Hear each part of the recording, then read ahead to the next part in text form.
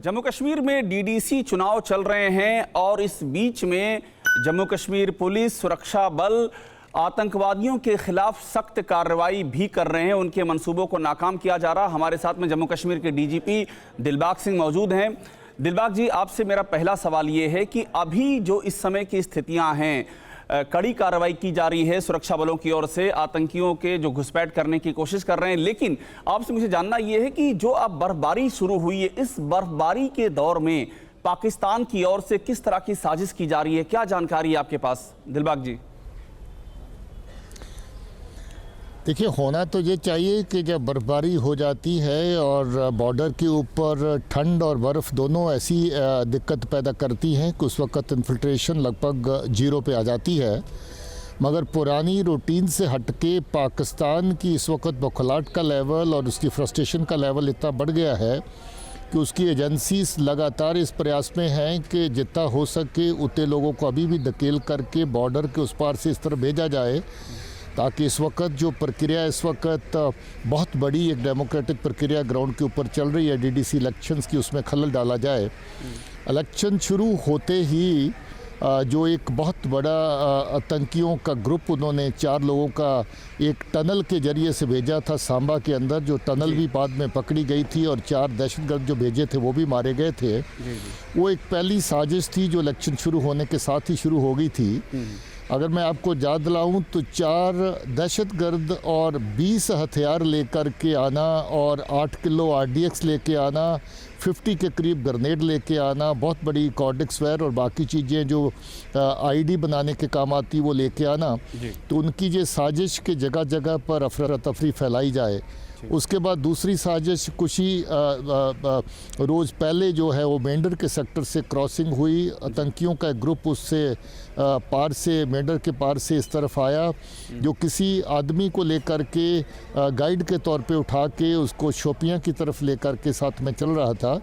इतला आने पर पुलिस ने बराबर उनका पीछा किया और पीछा करे जाने के बाद उनकी लोकेशन जो है वो मिल गई।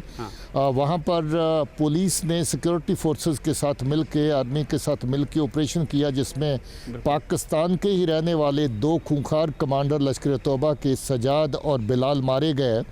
तो ये फिर एक दूसरी साजिश थी। उनके पास भी हथियार और RDX और ग्रेनेड दे करके भेजे गए थे।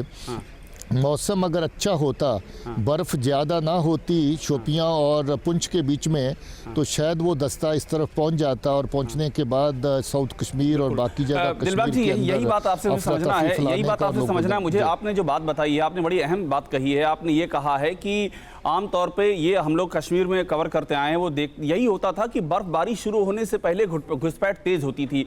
लेकिन अब ये मॉडस ऑपरेंडी नहीं क्या है कि बर्फबारी जब शुरू हो रही है तो ये कहा जाता है और ऐसा माना जाता है कि मुश्किलात बढ़ती है।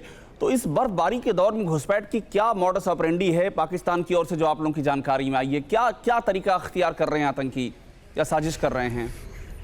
देखिए, जो चेंज वही दिखाई दे रही है कि अभी जो जब घुसपैठ बंद हो जाती थी बर्फ़ की वजह से, और हालात जो है वो ठंड की वजह से बहुत मुश्किल हो जाते थे। इसके बावजूद भी बर्फ़ काफ़ी ज़्यादा पड़ चुकी है। कश्मीर के अंदर भी बर्फ़ है, सब पहाड़ियों पे बर्फ़ है, जहाँ से क्रॉस करके आए वहाँ भी बर्फ़ है। इसके बावजूद भी अगर क्रॉसिंग करवाई जा रही, तो ये एक मॉडस ऑपरेंडी की चेंज है कि जो आतंकी हैं वो पाकिस्तानी मूल के, पाकिस्तान के रहने वाले, जिनको डायरेक्टली पाकिस्तान कंट्रोल कर सके वहाँ से, जिनको बता सके कि किस तरह के टारगेट जो है उनको एंगेज करना है। तो ये एक बहुत बड़ी साजिश है जो पाकिस्तानी एजेंसीज इस वक्त कर रही हैं। मैं समझता हूँ कि जैसे पहले हर साजिश का जवाब दिया जा रहा है, उसका जवाब दिया जाएगा। कल ही अगर आप देखें तो हमारे पुलिस के एक मुलाजिम को जहाँ पर श्रीनगर में निशाना बनाया गया, उसकी शहादत हो गई, और हम लोग फ़ख्र करते हैं अपने पुलिस के जवान के ऊपर, जो किसी के लिए PSO ड्यूटी कर रहा था, उसको बचाने के लिए उसने अपनी जान, जम्मू कश्मीर पुलिस का आप जो बात कह रहे हैं डीजीपी साहब, जम्मू कश्मीर पुलिस का बहुत ही एक जिसे कह सकते हैं गर्व करने लायक रिकॉर्ड रहा है शहादत का, इसमें कोई दो राय नहीं है। मैं आपसे एक बात समझना ये चाह रहा हूं कि अभी आपने जो जिक्र किया, एक जो पुंछ वाली मुठभेड़ हुई है जिसमें कि 2 आतंकी मारे गए और 1 जिंदा पकड़ा गया है, वो उसके बारे में जानना बड़ा ज़रूरी है, क्योंकि वो पाकिस्तान की साजिश का जीवित प्रमाण, जीवित सबूत आपके पास, आपके हाथ में है। दिलबाग जी। देखिए जे इस तरह की नेटवर्किंग पाकिस्तान बराबर उसकी एजेंसीज जहाँ पर जिंदा रखने की कोशिश करती हैं, जो आर पार से आतंकी आते हैं उनको फैसिलिटेट करना, उनको वहाँ से कश्मीर तक पहुँचाना। पहले भी अगर आप देखें तो ट्रक में उठा करके 4 दहशतगर्दों को लाया जा रहा था जो सांबा के एरिया से क्रॉसिंग हुई थी और जम्मू के बाहर आगे आके नगरोटा में मुठभेड़ में मारे गए थे। अभी ये जो जिंदा पकड़ा गया है ये शोपियां का रहने वाला है और ये शोपियां से गाड़ी लेकर के उनको लेने के लिए गया था। बर्फ़ पड़ जाने के बाद क्योंकि गाड़ी आ नहीं सकती थी और फिर इनको पैदल चलना पड़ा। हाईवे की चेकिंग बड़ी तेज़ होगी है, उस वजह से भी उन्होंने गाड़ी से आना मुनासिब नहीं समझा और ये पैदल ही लेकर के उनको शोपियां की तरफ चला था। आगे आकर के ये फंस गए क्योंकि रास्ता बर्फ़ की वजह से पैदल चलने का भी बंद हो चुका था। फिर जिस गाइड को उठा करके ये लाए थे कि वो इनको उठा करके वहाँ तक पहुँचाएगा शोपियां तक, वो गाइड का जो बेटा है वो भी क्योंकि उसके साथ था जब उसके बाप को ज़बरदस्ती उठाया गया। वो इतला आने के बाद पुलिस ने बराबर जैसे ट्रैकिंग करी और हमें कामयाबी मिली 2 दिन की ट्रैकिंग के बाद। तो ये सारा देख करके ये लगता है कि ये एक बराबर जो इनकी पहले से साजिश चलती चली आ रही है कि कश्मीर में जो अमन का माहौल पैदा हो रहा है जिसमें लोगों की बहुत बड़ी शिरकत है, उसके बाद अब एक डेमोक्रेटिक माहौल फिर से पैदा हो रहा है जिसमें लोगों की बड़ी एक बड़ा मसला जिसका आप जिक्र कर रहे हैं कि काफी बड़ी तादाद में वोटिंग हो रही है। ये वाकई बड़ा मसला है कि जम्मू कश्मीर में 370 को हटाए खत्म किए जाने के बाद पहला चुनाव और उसमें इतनी बड़ी तादाद में वोटिंग, ये पाकिस्तान की बौखलाहट के लिए पर्याप्त है। आपसे जो आपने भी जिक्र किया है, ये जो आतंकी पकड़ा गया है जीवित, मेरी जानकारी में इसका नाम मुबारक है, इसके जरिए क्या जानकारी मिली? पाकिस्तान के गेम प्लान क्या था? डीजीपी साहब, टारगेट क्या था? क्या इंस्ट्रक्शंस दिए गए थे इसके जो पाकिस्तान में बैठे हैंडलर हैं उनके जरिए?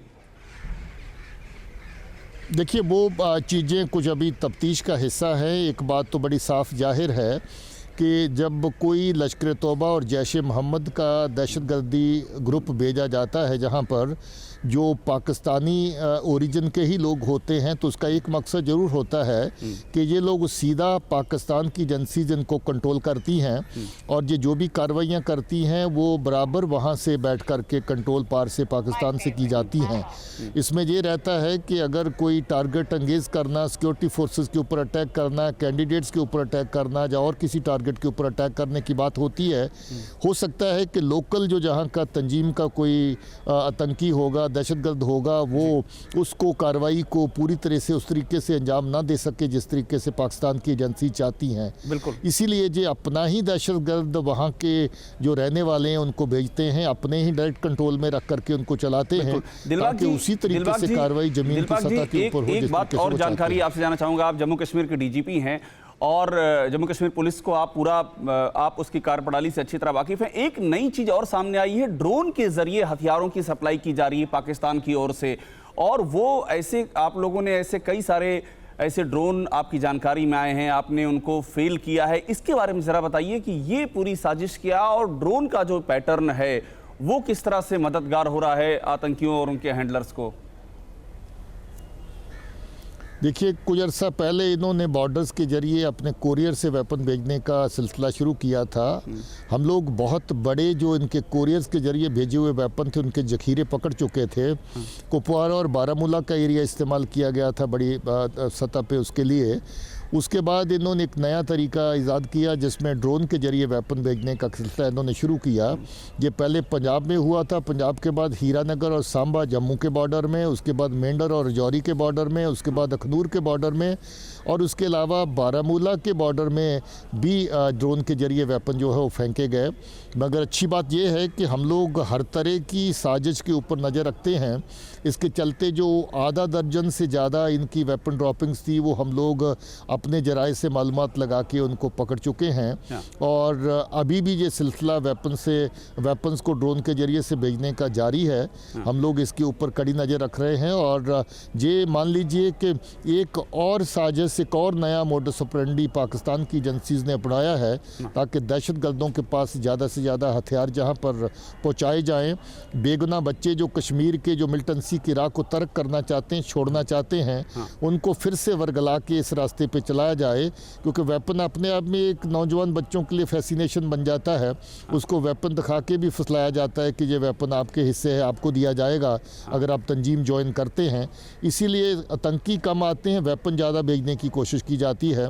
मुझे उम्मीद है कि ये जो नया मॉडस ऑपरेंडी है, ये जो नई साजिश है, इसके ऊपर भी हम लोग पुलिस और सिक्योरिटी फोर्सेस मिलकर लगे हैं और हमें जैसे पहले कामयाबी मिली इस तरीके से अच्छा काम आगे भी जारी रहेगा। तो जम्मू कश्मीर पुलिस को मैं बधाई देना चाहूंगा। बहुत ही शानदार काम जमीन पर जम्मू कश्मीर पुलिस ने किया है। इस चुनाव में जिस तरह से कामयाबी मिली है, इसको सफलतापूर्वक संपन्न कराने की दिशा में जिस तरह से पूरी प्रोसेस को आगे बढ़ाया गया है, बहुत धन्यवाद टीवी 9 भारतवर्ष से बात करने के लिए। अड़ी सोमवार से शुक्रवार शाम 6 बजे सिर्फ टीवी 9 भारतवर्ष पर।